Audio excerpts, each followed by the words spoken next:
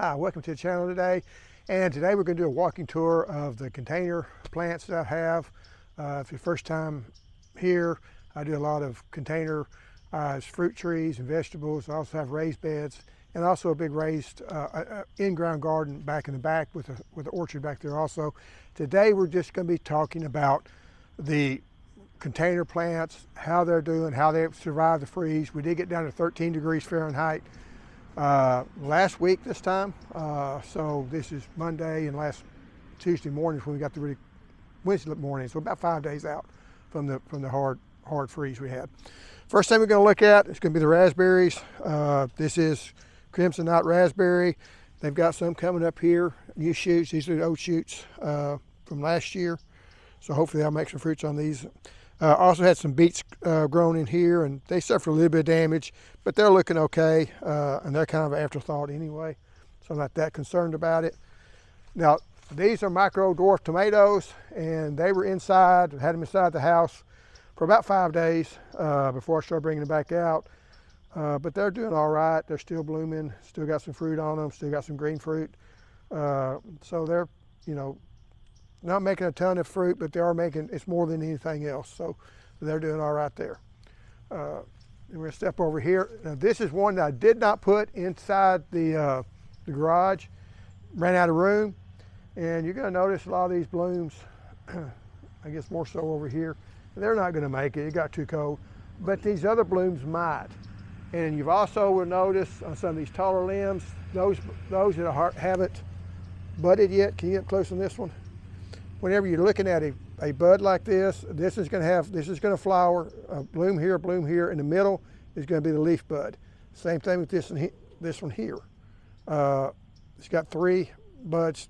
It's going to go ahead and have a bud in it. So if you're buying a tree and you want it to bud out the first year, you're looking for those 3 buds together, and they would be able to fruit. If it's just a single bud, which I'm not really seeing on this one, if it's just a single bud that they have on them, it's just going to leaf out. It's not going to put any blooms on it. This is one that I put inside the garage. We already had harvested all the fruit on it. This is a mandarin, and it did fine. It's the pumpkin mandarin. This here, we did have to go ahead and harvest the cauliflower. We left it out here, and then when it started thawing out, I felt it, and it was soft, so we went ahead and cut it. However, this broccoli, it survived, and they were looking worse. Now the lettuce, is already bolted out. We need to take it out, but it looked like the broccoli's going to survive. This here looked like it's going to survive. And now this cauliflower here, probably should have went and harvested it. It went ahead and died on us, so it's not going to make it. I think that's Asperbrock is the other one, or one of those. So it's not a complete failure. Here's the purple broccoli's there. Again, it looks like it might survive, but like I said, when you get down to 13 degrees, it caused a lot of problems. This is the loquat that we had put inside the inside the garage. Its fruit's fine. It's not had any problems there, and it's still blooming. Now I may have some problems with these other blooms because it was inside for 5 or 6 days inside the garage, so the bees couldn't get to it. But then we brought it out. The bees did come out a little bit. Like I say, those blooms there may or may not pollinate, but I do got some fruit on it, and that's why I'm growing these loquats in the pots, is because that way on years like this year, I can take them back inside, I can put them in the garage, and I'll still have some fruit. So, that was the reason I did that. Over here, we've got the carrots, and they fared just fine going through it. I will say this over here was put in the garage, this tomato here, in the back part of the garage. It doesn't show any damage whatsoever. It did just fine. Same thing with these pineapples and the green tea. They were in there for 5 days. You're not seeing any, you couldn't even tell that anything's happened to them. We slowly go around here. This is a pineapple guava, strawberry guava. Like I said, all this stuff here was inside the garage. We're not seeing any damage from that. and that's why we put them in the garage. And I even put my rosemary in the garage also. And like I say, they don't have any hint of anything. These are the loquats that I have, and they were in the garage too. When you have smaller pots like this, I mean, a loquat's going to survive.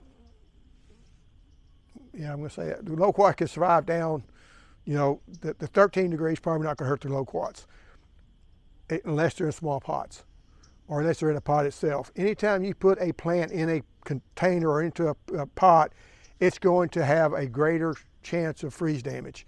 It loses, the roots are exposed. So even though you say, well, do I need to bring in my figs? I didn't, but I might have lost some figs. I don't know. We'll find that out later. But that's just something to think about. If you got a tree that you think, hey, it's a satsuma, it's in a container, and satsumas can take down to 20 degrees sometimes. Yeah, that's true if they're in the ground, but if they're in a container, they may not be able to. So just something to think about whenever if you're having to make up your mind. You do want to have a place, if you're going to grow some of these more exotic fruits, that's called exotic, or more cold sensitive fruits, you need to have a place to go with them. The lychee tree's looking okay. I think that it didn't like that being in the garage, but it's not because of cold damage. It's probably not having enough sun. And then this here is the longan tree. Back over here, again, all this stuff in the garage has done just fine.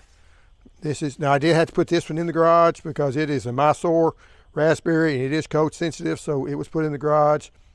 And I'm going to pinch off here so they won't get too tall, as long as I get stuck by the thorns. I want this to bush out. So if you pinch it off, you'll force it to bush out. This tree here did just fine. The clementine, still got a few fruits left on it. And like I say, they're all looking good. Now, one thing that we did leave out was a mustard, the soy mustard, and it survived. I didn't think it would, but I didn't cover it or do anything. None of my stuff was covered because my dogs, I figured they'd do more damage. We try to cover something, they'd rip it off and cause more damage than the freeze. I did bring this inside because I wanted to save this here from a lizard. So this was brought inside the garage. These were not. So this is oregano, so it survived the freeze just fine. This here is the Okinawa spinach, and has happened before. We've got down this temperature before. They're going to die back to the ground, and hopefully they come back. And I always say hopefully because you never know. Every freeze is different, but I'm not seeing a lot of damage from this freeze. Same thing with the mints. They're still alive. Not looking that great, and the dog had to take a dump in one of them. So Dobermans go wherever they want to. But anyway, again, another loquat that I brought inside. And like I say, my only kind of concern is some of these were blooming, so they may have some problems there. This is another lychee that I've got. It's looking fine. It's got some new fresh growth to it. Hopefully it helps self-pollinate the bigger lychee over there.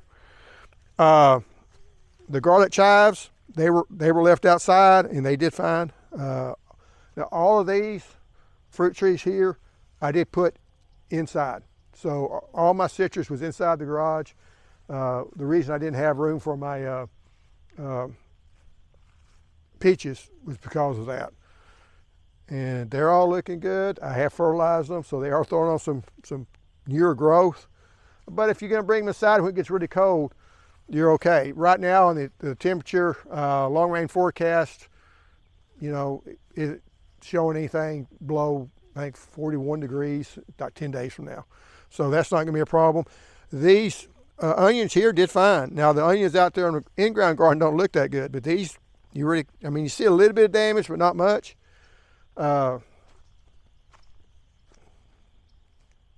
We left another one. I'm trying to think what we left outside. We left this one outside on the blackberries, and like I say, they don't even lose their leaves on it. And hey, don't dig. And It's not while I'm watching you. This is the other blackberry. This was also left outside. It's just starting to bloom, and so I still think I'll get some fruit off of it. But one thing that will cause them to bloom early, and the reason the other one bloomed early, let's go over and look at this tree over here, is a thing called chill hours, and I'm going to try to explain it again. And chill hours are just the number of hours between 32 and 45 degrees that everybody gets. Different trees will need different amount of chill hours to know its internal mechanism to tell it when it's ready to break dormancy for that winter's over. And some of them will have, you know, this tree over here, it's got about 200, 250 hours. And so it thought winter was over. We already had that 250 hours, so it started blooming out. I think as far as the tree dying, I think I'm gonna be okay, but some of the blooms I may lose. I did lose on Snowmageddon. It came, you know, February 15th, and I lost it because it already bloomed out and leaved out. It was fully leaved out, growing. And when we got that cold temperature, it hit it and it killed the tree. So that can be a problem.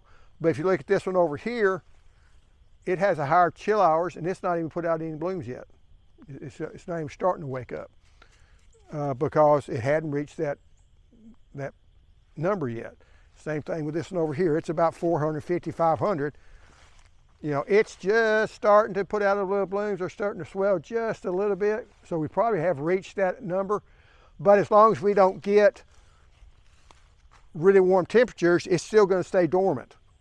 So the problem we have down south is we'll have, you know, what we've had this last week in cold weather, 30 degree, 30 or below lows every day. And then also we're up to be 70 degrees. We got some 70 degree within the next couple of weeks we hit 70. So that can confuse the plants. Now, if you have a tree, let's say, well, let's use this tree. Let's say this tree had like 800 chill hours before it would break dormancy. Well, if we don't hit that 800 chill hours, it's not going to bloom out. And it would eventually bloom out late in the spring, but by that time, these buds have already deteriorated. They're probably not going to bloom at all. If they do bloom, they're going to be damaged, and you're not going to make any fruit. So if you got a tree that you bought and it's late to leave out, to bloom out, it may not be getting enough chill hours, and that may be the reason it's not producing. I mean, almost all your trees have that. Peaches and plums and pears and apples, all those are very sensitive to chill hours. It doesn't mean that this tree can't, like this tree over here, it doesn't mean that tree can't survive low temperatures. It just means it's going to bloom out earlier. So, you know, if we get some really low temperatures, this limb here is dead because you're seeing these turkey tails come out on it. But anyway, it's distracted. That means I can cut this back. This tree's been having a rough time of it, but in southeast Texas, with the humidity we've got, it's hard to keep these trees. You know, I was telling our county agent, he was saying, well, you know, you get 8 to 10 years. And I said, for peach trees down here, I'm gonna get 5 or 6. You may get longer, but I've had some that died in 5 years. It's just because diseases eat them up. So I did put this small blueberry inside the garage because, again, it's a small pot, and I was afraid I might lose it that way. However, these over here have all stayed outside, and you're not seeing any damage. They are starting to want to start blooming on me. Now, the one that bloomed earlier, it had a cold snap earlier, and it did kill the fruit that was on it. So it bloomed early and lost its fruit. Whether or not it's going to have enough blooms to produce fruit later, we'll find out. But these here, you know, they're starting to, their buds on are starting to swell. This one here is not yet, and that's a good thing. And then this one over here should have been starting on it. But anyway, you kind of want them to stay asleep. My blueberries, well, here you're seeing some blooms on this one. My blueberries tend to stay leaves on them year round. so that's not necessarily a problem. And then we do have my fig trees. And you know, when you get the fig trees in a bigger pot, I think I'm okay, but size like this, we're gonna have to see, and we'll find out together, you know, how well they survive. Some of these I don't think could survive anyway. That's a funky looking, there ain't no way that's alive. So some of them are dead anyway, but we'll find out how well they've done. And I guess, you know, because the bigger the pots, and I'm really hoping this one survives, because the bigger the pot is, the more protection you have for the cold. And hopefully all these have survived it. This is my fig that's in ground figs. You know, in my area, they're going to be fine because they are, you know, they can take some pretty cold temperatures. Now, if you're up around Dallas, certain varieties may not be able to survive, but down here, almost all of them. I mean, we get in ground, they're not going to hardly ever die back because of a freeze. And then this here, the last thing I want to talk about, and it's going to actually be a tree. You saw those other fruits. This fruit here, I don't think it has a chance in the world of making it. It's just got too cold, froze them out. But my hope, that don't look very good.